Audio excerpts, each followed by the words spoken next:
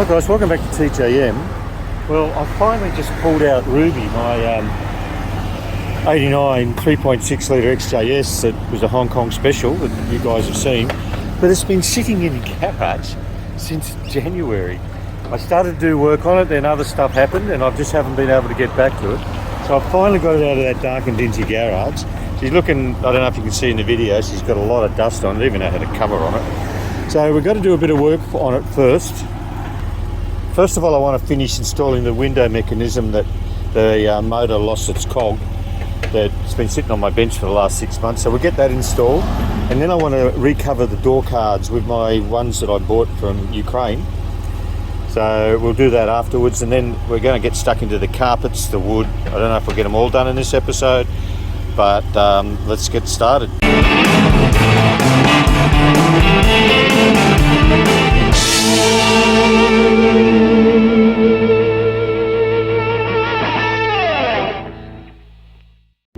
Well, here's my actuator and motor that's been sitting on the bench here for 6 months. Let's get it installed. The only problem about pulling this apart 6 months ago and having to put it back together now is I can't remember how to put it back together, but we'll have to work on it.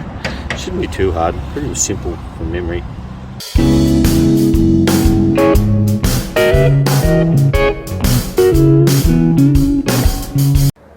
Well, it's in, but it's not working properly. It's catching somewhere, it's getting stuck going up.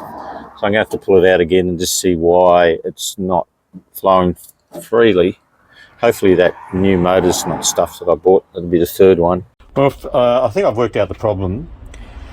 They must have did a few changes in 89 for upgrades and extra bits and pieces, because these are both out of an 89 XJS.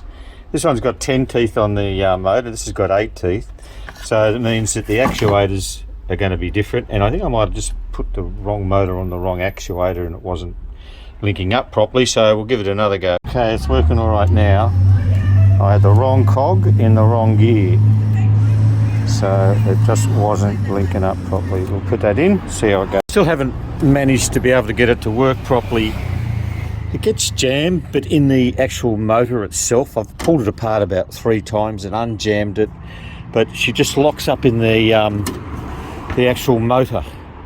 So I don't know if it's the motor. It's obviously that motor's not also no good, I don't know, but I'm going to walk away from it for a while and we'll get stuck into that door card. Now let's start on this. She's a bit of a mess. So we'll start pulling it apart.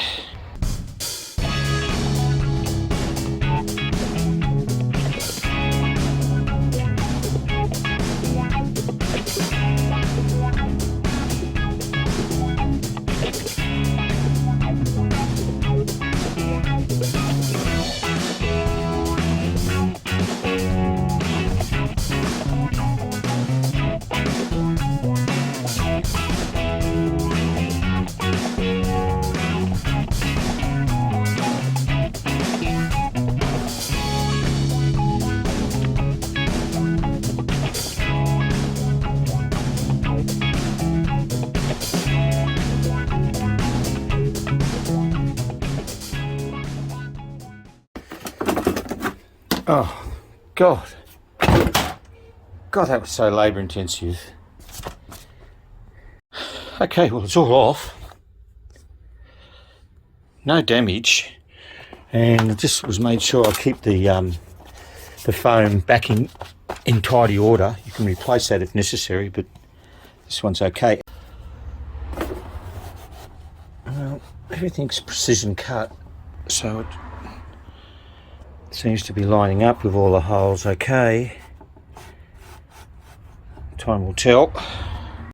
Well, it wasn't all that difficult to removing all the staples, and these little luggy things there had it, and you've got to get them from behind. So what I've done is I've just put a couple of pop rivets in there to line it up, and they don't feel them from the other side, so they're going to work. And I'll just put a couple of staples around the outside of it just to line it up to see how it looks. And already she's looking pretty tidy. Just going to do a few little extra tightness bits when we do all the staples, but I think she's going to look okay. And look, Kev put this together back in 1989.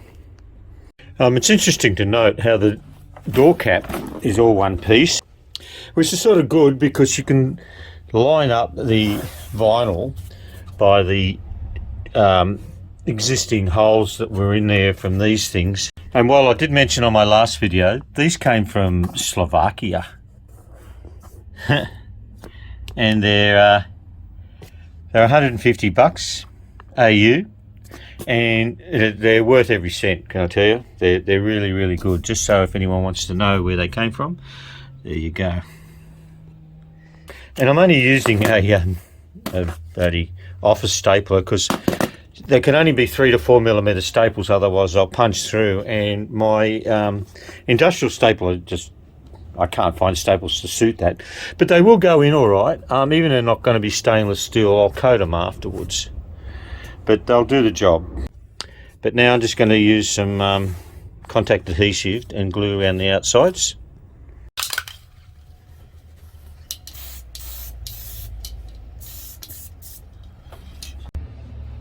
Bloody hell, rivet gun got me.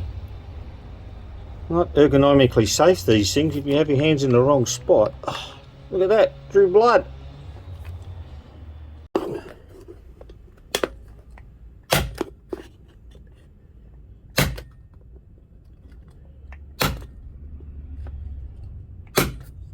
Give it a bit of a scrub.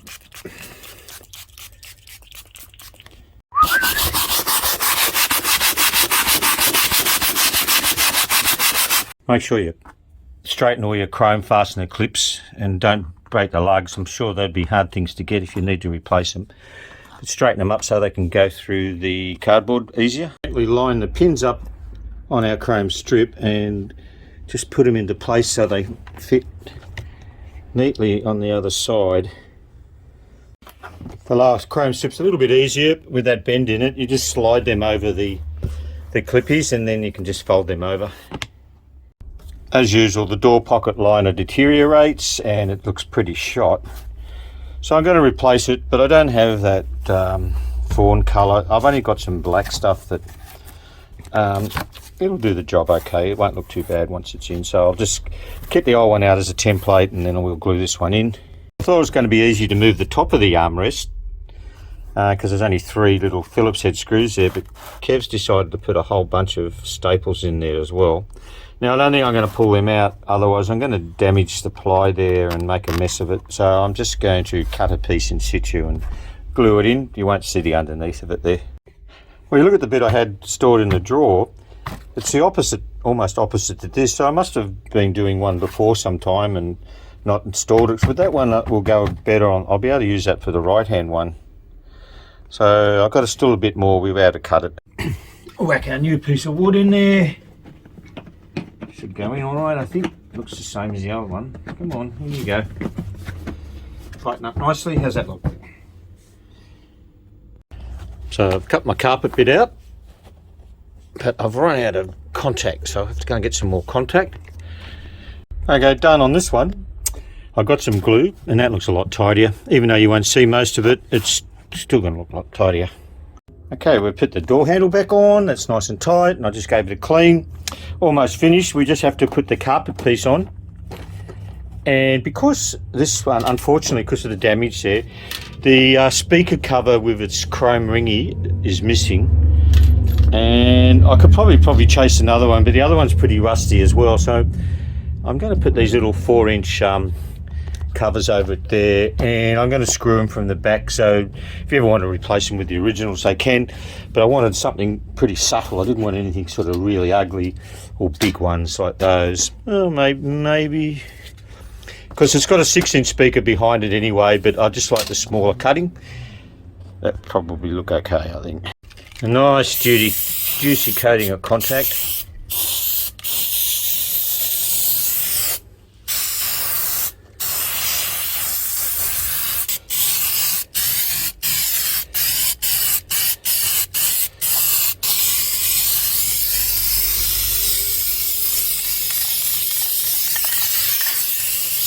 Looking good. Wait for a few minutes for that to get tacky. Okay, gently as she does it. Make sure she's nice and square up against the chrome strip, and a little bit tucks underneath the handle. How's that look? All right. Nice and push down, nice and tight. Starting to get sticky on the other side.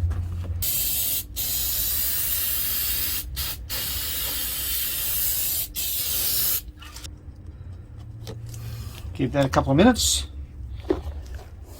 I'm just using a heavy duty stapler to punch the carpet round, and they're just only about 4mm and they're not punching through the other side. So I'm happy with that. I couldn't use that for the vinyl because I would have punched through the other side, but these are working good.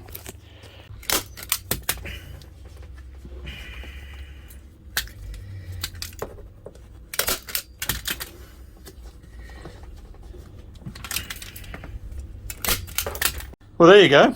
All finished. Yay. Only took me about 4 hours or more. What do you think? I'm still going to have to paint the back of it with some sealer, paint that MDF because it's not really waterproof. We don't want water damaging it. So we've done all that work. But she's looking good. I'm happy that's done. I've just got one more to go now. Well, I'm happy to say I'm pretty happy with that. I've only just temporarily put it in because I still haven't fixed my regulator. So it's got to come off again, but brand new.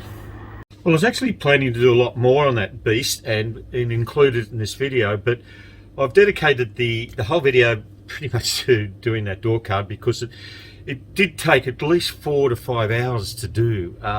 It's within the capability of most handymen, but it's just a little bit fiddly and time consuming, and you want to get it right. So I'm happy it's done. I'm going to get stuck into the other one now, but anyway guys, thanks very much for watching. I really appreciate it, and if you haven't given it the thumbs up, you can do that now, or you haven't subscribed, you can also do that now.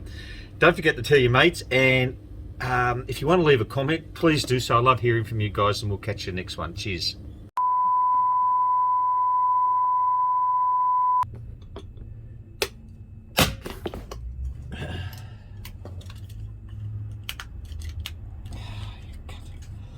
Oh, fuck you.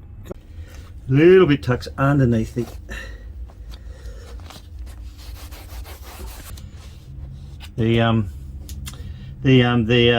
handle.